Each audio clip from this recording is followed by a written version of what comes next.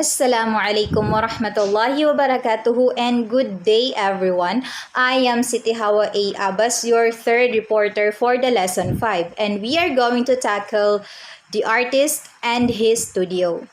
Moving back to Europe, the change or the advancement or yung naiba yung role ng artist, mas na-improve pa yung role ng artist in the society and specifically in art, was dated back during the Middle Age up to the Renaissance period. So we have here evolution of the artist's role in the arts from the Middle Ages to the Renaissance period. So first, the transformation of the craftsman into an artist or an independent artist.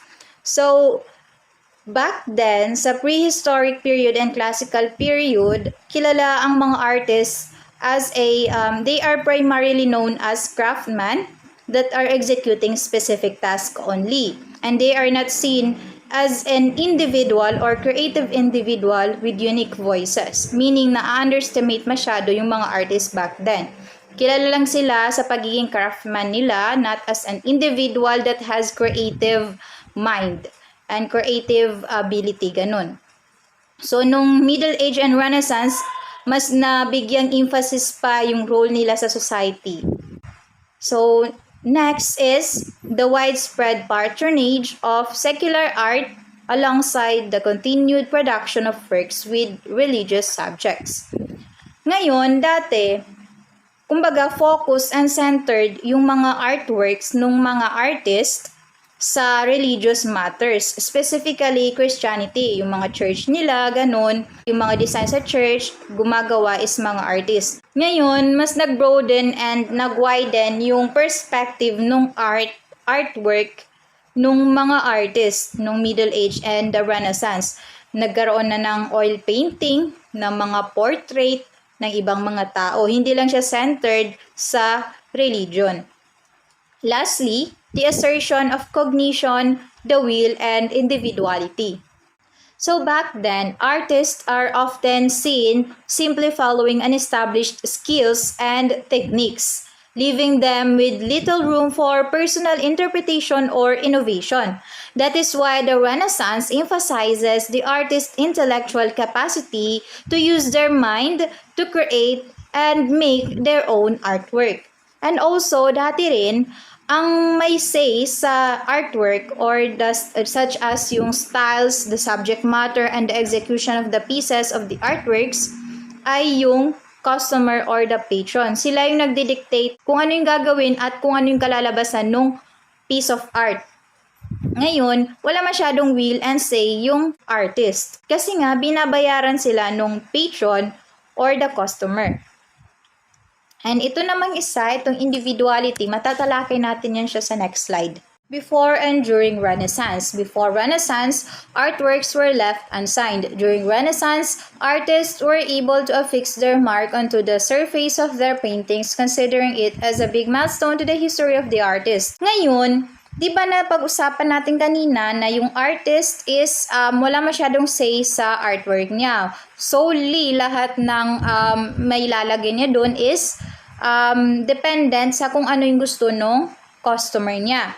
So even signature or mark na nagpapatunay na gawa niya yun is bawal niyang ilagay. But that is before Renaissance. And during the Renaissance, nagkaroon na ng empowerment of artists. There's no anonymous artist status na. Nagkaroon na ng empowerment and they were able to affix their mark or sign signature in the surface or onto the surface of their painting. It is a big milestone kasi malaking improvement or achievement na yun kasi it is like they have been given the self-identity. Nagkaroon na sila ng self-identity within the society. That they are the artists that are making an exceptional and a beautiful piece of art. And kung mapapansin natin, yung sa taas ng during the Renaissance, merong mga signature dyan or mga sulat. That is the example of the signature na makikita natin sa mga paintings. Nandyan yung signature ni Picasso, nandyan yung signature ni Gustav Klimt, and many other painters. So, yun yung mga example ng mga signature ng mga painters na nilalagay nila sa mga painting nila. Mostly sa baba ng painting. So with all this evolution, the change of the artist role in the society, the artist empowerment, were all witnessed by specific site, namely the studio. A studio is a space used to produce paintings, drawings, pottery, sculpture, ceramics, you name it, any artwork, or in simple term, yung studio, yung workroom nung artist. Doon niya ginagawa yung mga artwork niya. A studio is a place where artists could experiment and express themselves freely. Back then, artist studio is the artist's personal space, their comfort zone, and their space for negotiation for within the customer. But today, artist studio are being placed as the center of interest and amusement within the public. It is also said here that artist studio is the extension of the artist himself. So, extension, reflection, you name it. So, because the artist studio reflects the artist's inner world, the organization, the chaos, the specific arrangement within the studio reflects the artist's inner self. And also, excited yung mga tao na mabisita kung saan ba yung sanctuary of creativity, yung studio mismo, kung saan ba pinanganak yung mga masterpiece nung artist. Excited silang makita yung environment na nakapaligid sa artist. So, specifically, yung studio mismo, kung saan niya ginugugol yung buhay niya para gawin yung amazing piece na ginagawa. Moving on, artist workstation. So, dati, ang studio is nag-classify into two, yung workstation ng artist. First is the studio law, a room for contemplation. So, studio law or the study room, it is where the artist contemplate, nag-iisip, nagmumuni-muni, nagre-relax, at nag-iisip ng ibang idea sa next na gagawin niyang artwork. And next is the bottega. It is the workshop where the artwork was created or the workroom. So, ito naman yung workroom kung saan ginagawa na yung mga artwork. Dito na ginagawa ng artist yung mga paintings niya, yung mga sculpture niya, and such. So, yun yung pagkakaiba ng studio law and bottega. Studio law, kung saan nag-study, nag-contemplate yung artist, and the bottega, kung saan ginagawa na mismo ng artist yung mga artwork niya. So, in studio, we have the artist and the apprentice. The apprentices, the person assisting their masters with menial tasks or the preparation of the painting surfaces. Ngayon, yung mga apprentice is in simple term the assistant of the artist or what they call here the masters. So, ang ginagawa lang nila is nag-assist lang sila sa maliliit na bagay like yung pag-prepare ng mga paintbrush, nung gagamitin sa pagpipinta, and or anything na gagamitin ng master sa paggawa ng artwork niya. So, by that, natututo sila doon mismo sa skilled master. So, sila rin mismo, yung mga apprentice mismo is di kalaunan, nagiging magaling din silang mga artist. So, let us say for example, si Leonardo da Vinci, kung napapansin nyo yung rebulto, that is Leonardo da Vinci, the painter of the famous painting Mona Lisa. So Leonardo da Vinci himself was once an apprentice. So his father, enjoying his high reputation in Florence community, decided to send his son, Leonardo, which is at that time 15 years old pa lang si Leonardo, to Andrea del Verrocchio. Andrea del Verrocchio is a famous artist na magaling sa painting and sculpture. So, sa kanya natuto magpinta si Leonardo da Vinci. And di kalaunan, naging sikat na ngayon si Leonardo. Going back sa usaping studio. So, in 17th century, wala nang studio law and bottega. Pinag-merge na lang sila. At ang meron na lamang ay ang studio or artist studio. So, one of the reason is the development of the oil painting. Ang oil painting, kailangan niya ng mahabang proseso and matagal ma-dry yung oil painting. Ngayon, need siya palaging i-check ng painter. So, hassle masyado na pupunta siya sa studio law para magmuni-muni, mag-relax, or mag-isip. Then, mamaya-maya pupunta na naman siya sa bottega para i-check yung painting niya. So, napaka-hassle sa part ng artist. Kaya, pinagsama na lang. Kaya, meron na lamang ay ang studio. So, moving forward, the beginnings of Industrial Revolution. Industrial Revolution affected arts by making arts materials more readily available and portable, and this freed artists from dependence on wealthy patrons who often dictated the materials and styles that were used. More painters enjoyed painting on their own behalf, creating works they wanted to create. Now, sa Industrial Revolution, dyan na yung emergence of steam engine, yung mga factories, unting na-discover na yung technology, na-develop na yung technology. Now, mas naging portable and readily available na yung mga art materials. Just for example, the foldable easel. Yung easel yung pinaglalagyan ng blank slate kapag nagpe-paint yung painter. So, meron ng foldable na ganon. So, meron na ring iba't ibang art materials na mas madaling i-access ng mga artists. So, mas na-free sila. Nagkaroon sila ng freedom. In a way na hindi na sila masyadong umaasa sa customer na magdikta kung ano ba yung gagamitin nilang materials sa pagpipinta. So, since nawala na yung limitations, hindi na masyadong nalilimitahan yung angking galing ng mga painters, mas nag-enjoy na sila sa passion nila, doon na rin nabuo yung iba't iba or doon na rin pinanganak yung iba't ibang style ng paggawa ng artwork or painting such as yung symbolism and other style of painting. During the latter part of 18th century, the artists began to question the traditional artistic training and education. So parang nagsasawa na sila sa traditional way ng pag-aaral ng art and yung mga training and paano matutunan ang iba't ibang bagay patungkol sa art. So not until nung 19th century na nagkaroon na talaga ng liberation or liberated art. So moving on, in France, academies and art salons became popular as they did not only support the production of art but also discourse around them.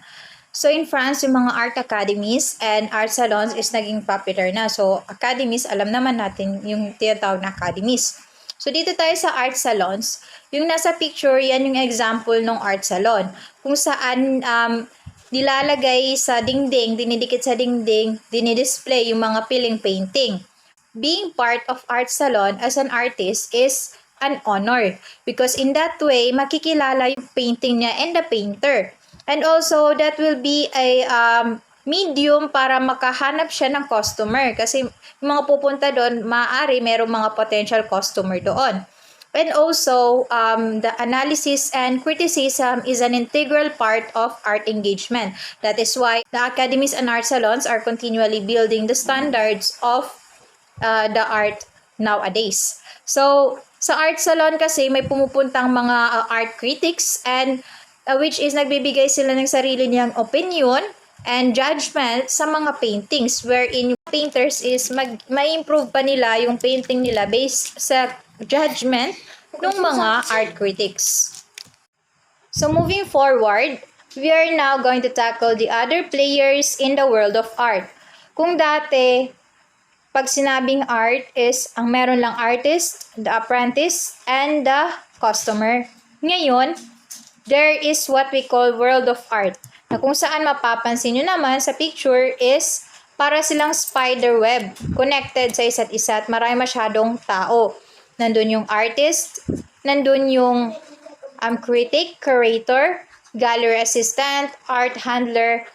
Each one is connected to one another and lahat sila is nabuo because of art and their goal is para mas mabuhay pa and mas mag-improve, mapalago pa yung art. So later on, we are going to discuss some of that personality but not all of them. Yung iba kasi understandable naman yung mga storage manager, yung gallery assistant, but yung ipag-uusapan natin mamaya is yung mga very important person in the world of art na kung wala sila, hindi gagalaw or magiging passive yung world of art. In Howard S. Becker's Art Worlds, 1982, he asserted that all artistic work, like all human activity, involves the joint activity of a number, often a large number of people. Through their cooperation, the artwork we eventually see or hear comes to be and continues to be. The work always shows sign of that cooperation. The forms of cooperation may be ephemeral, but often become more or less routine, producing patterns of collective activity we can call an art world. The existence of art worlds, as well as the way their existence affects both the production and consumption of artworks, suggests a sociological approach to the arts. It is not an approach that produces aesthetic judgments, although that is a task many sociologists of art have set for themselves. So, ang ibig sabihin ni Becker dito, sabi nga niya, all artworks, like all human activity, requires or it involves collaboration of many people. Hindi kaya ng isa lang. And this cooperation is what brings the artwork into existence and it allows it to be experienced by others. And sinabi niya rin dito or napag-usapan niya rin dito sa passage niya yung tungkol sa art worlds, which is the social networks and institutions that surround and support the art creation. So we have here 4 key points that is extracted from the book. So first is multiple actors. Numerous people contribute to refining and maintaining art through their actions and interactions, whether agreeing or disagreeing with current definitions. So marami ang nag-interact within the art world. Hindi lang si artist, marami. So their interaction, their actions are what define and maintain the art. So since marami sila, they have diverse personality and intellect. So, minsan nag-agree sila sa isang bagay and minsan hindi naman. But then they have one goal, which is to let the art be known to the world. So, they are continuously defining and maintaining art. So, next is continuous evolution. The concept of art is constantly being redefined, challenged, and negotiated by various players in the art world. So, sabi ko nga kanina, because art world is composed of various people, many people, diverse personality, they are the one accountable of redefining the art and making a continuous evolution of art. So, kung mapapansin natin, di ba dati, from cave carving, nandito na tayo sa digital world, kung saan yung makikita natin sa mga art salons and mga museums is hindi lang basta mga painting, meron ng mga pictures, mga at iba't iba pang uri ng art. So, ang art is patuloy na nag-evolve. And that is because of the people within the art world. Sila yung gumagalaw, gumagawa ng mga art exhibits, gumagawa ng artwork auctions, para patuloy yung flow ng art sa mundo. So, third is beyond aesthetics. So, sa art world, hindi lang artist ang kailangan. Hindi lang yung artistic ideas and sentiments ng artist. Hindi lang creative ideas ng artist. But also, professional skills ng ibang tao.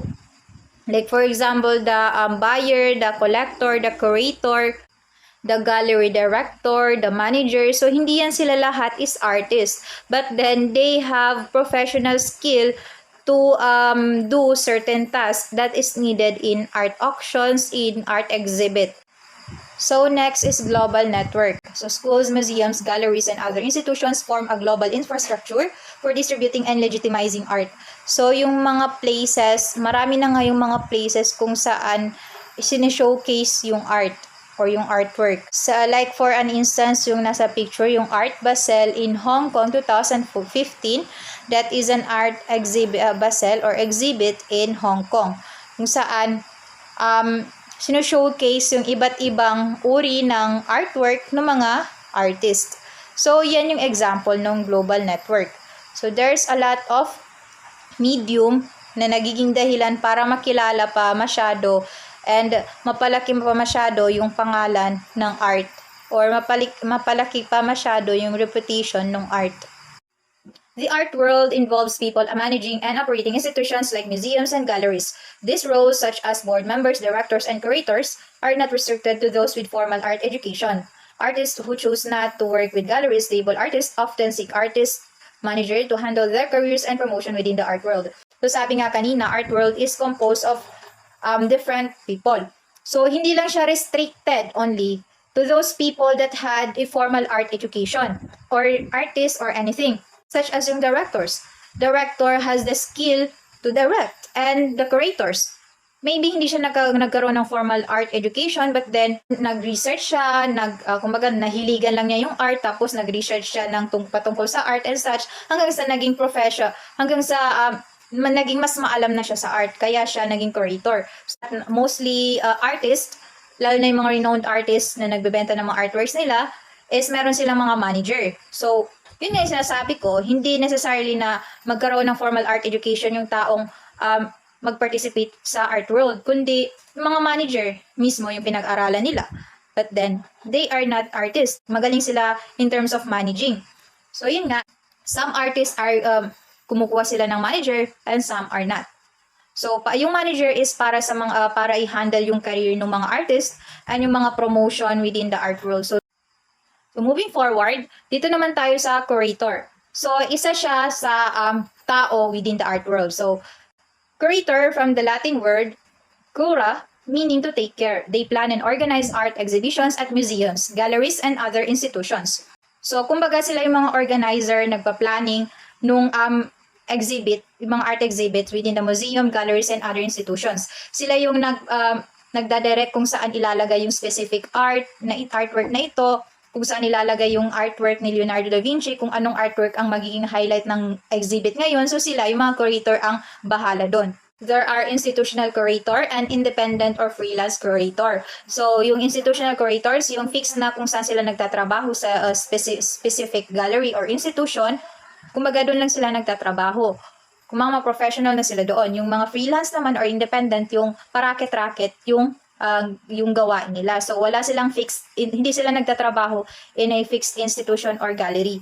So, nagkakaroon lang sila ng trabaho kapag merong nag-hire sa kanila. Some of the roles expected of curators are the ability to research and write as an arbiter of design and layout and designing for the display and hanging of materials for exhibition. So, yun na nga yung sabi ko. Sila yung nagde-decide kung saan ilalagay yung certain artworks and such.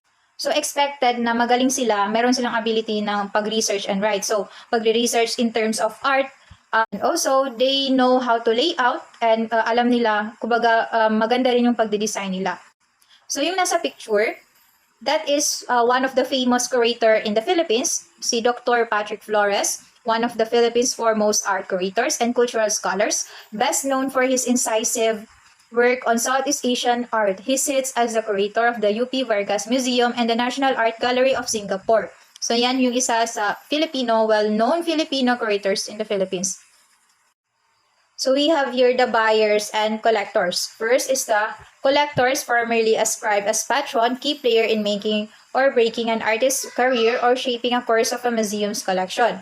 So yung collectors, sila yung nagko-collect ng mga paintings, ng mga certain artworks, and sila yung kilala sila dati na patron, di ba? Patron or customers.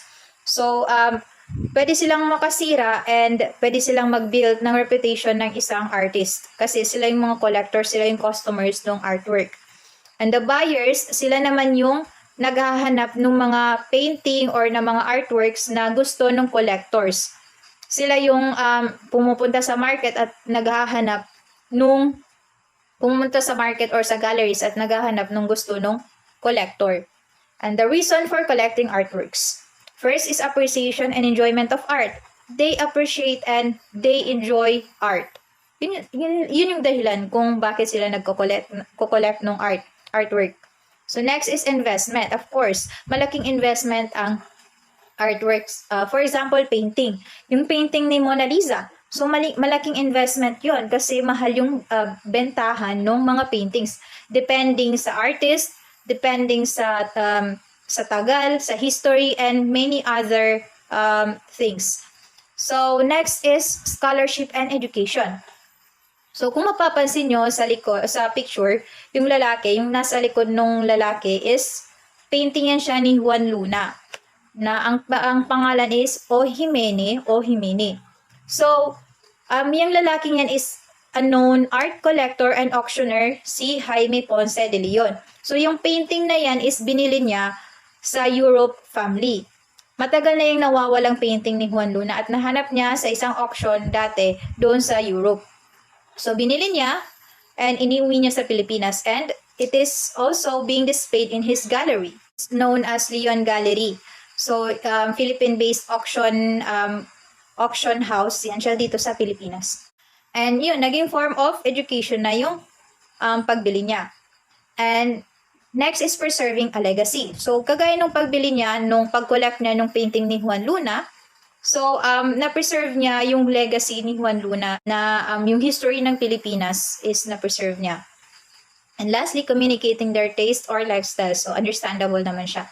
So, next is art dealers. Moving forward to art dealers are those who distributes and circulates artwork through various channels such as direct sales, galleries, and auction houses. They are expected to have knowledge and expertise in various areas such as art forms, styles, markets, and relationships with other players in the art world. So art dealers, sila yung upper hand, sila yung nakikipag-negotiate pagdating sa mga art. Sila yung nagiging middleman between the artist or the painting and to the buyer. So, art dealers are expected to have enough knowledge and expertise pagdating sa art. Dapat alam nila, and of course, alam nila kung yung certain art ba, just like for example, Mona Lisa, is original ba siya or hindi. Kasi they are the one accountable to that. Kasi sila yung art dealer, sila yung nagbebenta ng mga art. And yung makikita natin na sa picture is isa siyang famous art dealer, si Larry Gagosian. So next is gallery. The primary purpose of an art gallery is to nurture visual artists, promote their work, and expose them to the public, collectors, media, and cultural institutions. So, nakikita nyo sa baba, yung dalawang yan yung example ng gallery.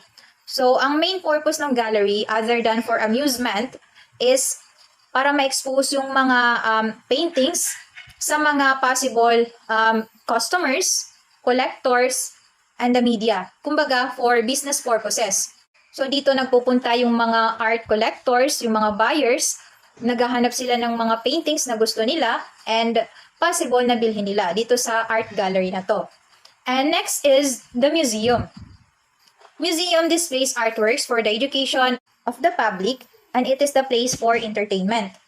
So, kung ang gallery is para a place of amusement and kung saan bumibili rin yung mga collectors, sa museum naman is kung saan dinidisplay yung mga artworks na hindi binibenta, but it is only there for education purposes or preserving the culture or history and heritage. Just like for example, yung nasa taas, yan yun siya yung picture ng National Philippine Museum. This ends my report for today. Thank you for watching and I hope you learned something.